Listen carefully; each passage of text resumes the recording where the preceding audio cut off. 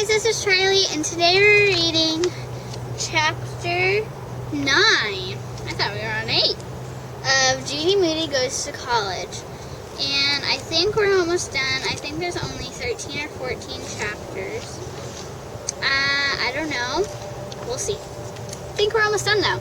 Chapter 9 is called Catitude. Catitude. Let's start reading.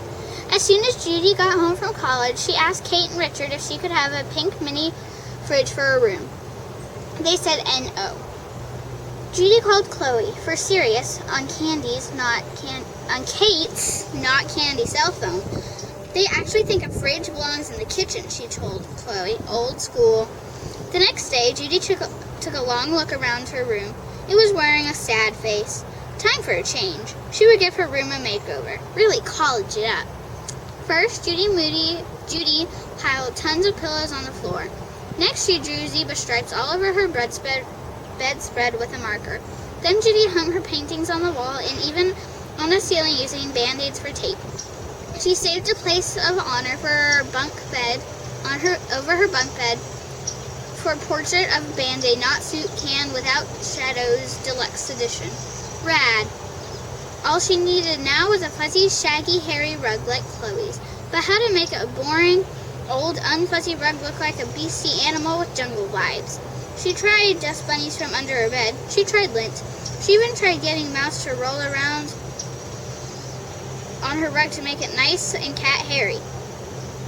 Judy stood back to admire her new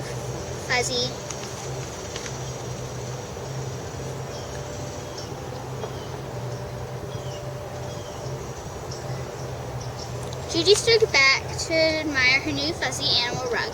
It did not look like a tiger. It did not have jungle vibes. It looked like a giant hairball. And to make matters worse, Kate made Judy vacuum it for no allowance. Judy sat on her bottom bunk to think. Mouse was chasing a ball of yarn. A ball of orange yarn. A ball of fuzzy, hairy yarn. Mouse, give me that, said Judy, chasing him around the room on her hands and knees, knocking over stacks of pillows and books and a trash can. What's going on? Stink asked. What are you doing? What does it look like I'm doing? said Judy. Chasing the cat, said Stink. But why are you chasing the cat? To get the yarn, said Judy. But why do you want the yarn? asked Stink. To cut it into a million little pieces. But why are you going to cut it into a million little pieces? Stink asked. To make a fuzzy orange rug. What do you think? I'm giving my room a hairy rug makeover. Mom! Stink yelled. Judy's chasing the cat to get the yarn to cut it into a million pieces to make a fuzzy rug to give her room a hairy rug makeover. After the hairy rug makeover experiment, Judy went out for a peaceful mood. Judy went looking for a peaceful mood. Peace out, she called to anybody who was listening. I'm going out back in the tent.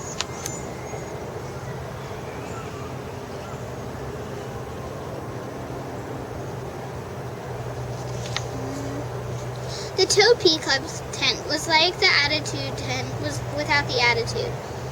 Judy climbed inside, where it was secret and quiet, like the peace tents at college. She got down on her hands and knees. Mouse stood on all fours watching. Judy arched her back. Mouse arched his back. Judy breathed in and out. Mouse breathed in and out. Judy gazed at her navel. I don't know. She tried to fill herself up with peace. What in the world? Said Stink, barging into the tent. Stink, you're wrecking my peace. I'm wrecking your what? It's yoga, said Judy. Mouse and I are doing the cat pose. Mouse looks like a cat, said Stink, but you just look at someone staring at your belly button upside down. Try it, said Judy. I learned it at college. I could stare at my belly button sitting up, said Stink, without going to college. Besides, staring at your belly button is about just as much fun as watching paint dry. They do that at college too, said Judy. Boring, said Stink. Hey, what's up? Asked Rocky and Frank, barging into the tent with their big boy feet. Oh yeah, said Stink. I came to tell you that Rocky and Frank were coming over. Is this an upside-down meeting of the Topi Club? It's yogurt, said Stink. She learned it at college. Yoga, said Judy. Not yogurt. It's like an exercise, not a snack food. Clearly, Stink had never read the Y for Yoga encyclopedia. Show us, said Frank. Judy showed them how to arch like a cat. She showed them how to bend in half like a chair, reach to the sky like a warrior, and stand on one leg like a tree. Now close your eyes, but don't think. I can't not think, said Frank. I keep thinking how whacked it is to stand on one leg and pretend to be a tree and try not to think. I feel like a flamingo, said Stink, or a dorky stork. No talking, said Judy. She squeezed her eyes tighter. Crash! When Judy opened her eyes, the boys were a jumble of arms and legs on the ground, and they were laughing their pants off.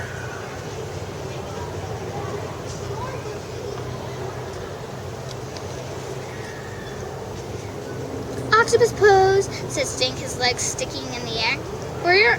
For your 411, there's no such thing as an octopus pose.